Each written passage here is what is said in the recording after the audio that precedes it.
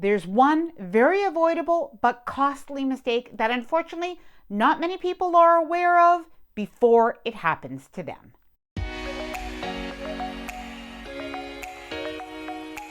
Hi there, I'm Ilana from the website lifewellcruise.com. Welcome back to my channel. Now, this mistake is really not obvious because it's something that only specifically would happen on a cruise. And unfortunately, I don't think that we talk about it enough because many people, in particular first-time cruisers, are absolutely not aware of this. Now, once this happens, a lot of people say, I will never make this mistake again, so lesson learned. But in the meantime, they have lost hundreds, if not thousands of dollars. Now, what am I talking about? I'm talking about what to do and not do with a cell phone on a cruise, and in particular, a couple of recent stories, including one that I saw on a cruise that we were on just last month. Now, before I get started, I did want to mention that if you like this video, if you find it helpful, informative, or enjoyable in any way, then please do give this video a big thumbs up. I really do appreciate it. And please subscribe to the channel if you haven't done so already. Let's get started. All right, I'm going to start off with the biggest story. And this got a lot of attention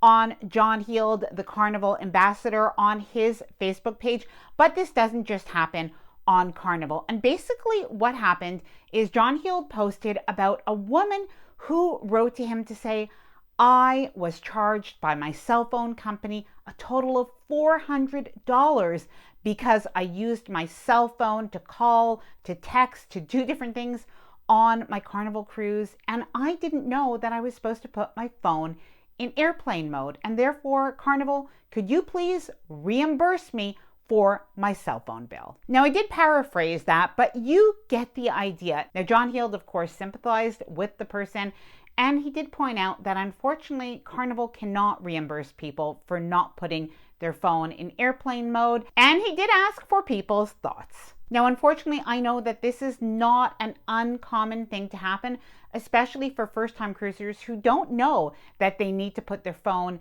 in airplane mode. They may not even completely realize why. In particular, if they already have an international phone plan, they might believe that when they use their phone on the cruise ship that this is covered. Now, I do have some thoughts on this, and I do wonder, could more be done so people are aware?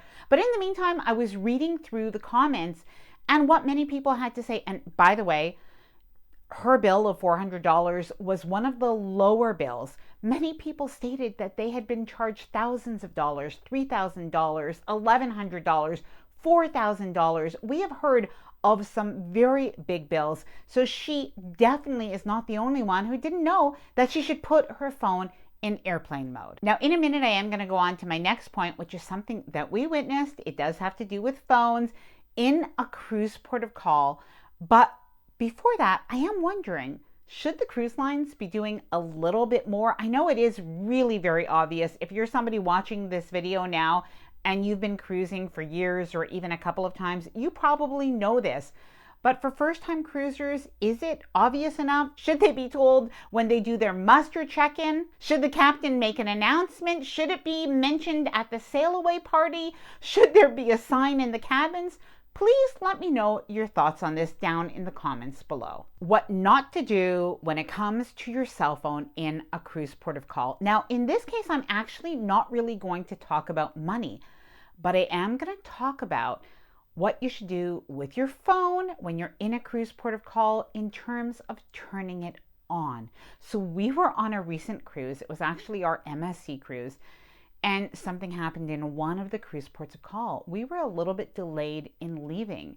And at one point, the captain came on to say we were going to wait a few more minutes for 4 passengers that were late coming back to the ship. And he did point out that they had been trying to reach these passengers. They'd been calling their contact number, basically their cell phones, and none of these 4 people were answering them. Now, I don't know if they would have waited if they knew where these people were. I don't know if it's because the island time was different than the cruise time. But in any case, it did seem like they were not on a cruise ship excursion. They were out on their own. And the ship was trying to reach them. Now, it turned out that there was not a very good ending to this story for those passengers because at just a little bit over 20 minutes after we were supposed to leave the cruise port of call, the captain came on again and said they really had continued to try to reach these passengers, and unfortunately by this time they had to leave without them. Now I have to say this is a new one for me because I never really thought that the cruise ship would try to contact the passengers, but I did think it was a lesson for me. I will probably always make sure that at least one of us out of our trip does have our phone on when we go into a cruise port of call. So how should we use a cell phone when we're in a cruise port of call? Now, when we're on a cruise ship, of course, we should put our phone in airplane mode. That has to do with the fact that you're in international waters when you're on a cruise ship, and most cell phone plans just don't apply. Now, there are a couple of potential options, so I am going to mention them a little bit later on in this video, but I did want to first talk about cruise ports of call. So if you have an international phone plan, definitely check that and see what is covered.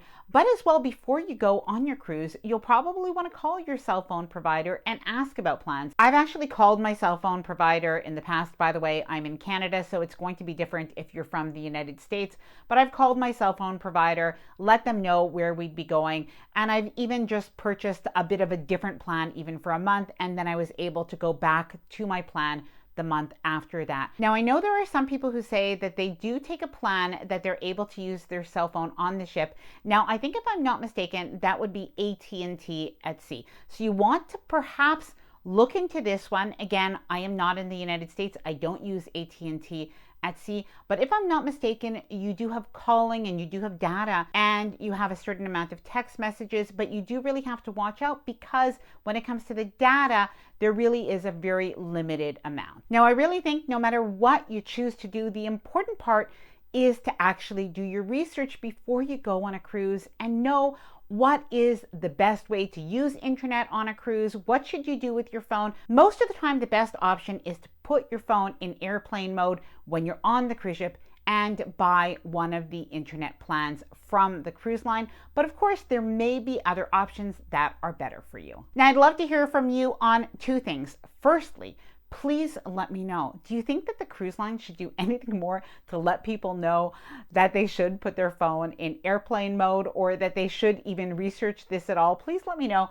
down in the comments below, and let me know as well, what do you do when you go on a cruise? What do you think the best option is? Now, I hope that this video was helpful. If you enjoyed it, please do give the video a big thumbs up. I really do appreciate it, and please subscribe to the channel if you haven't done so already. Bye for now, and happy cruising.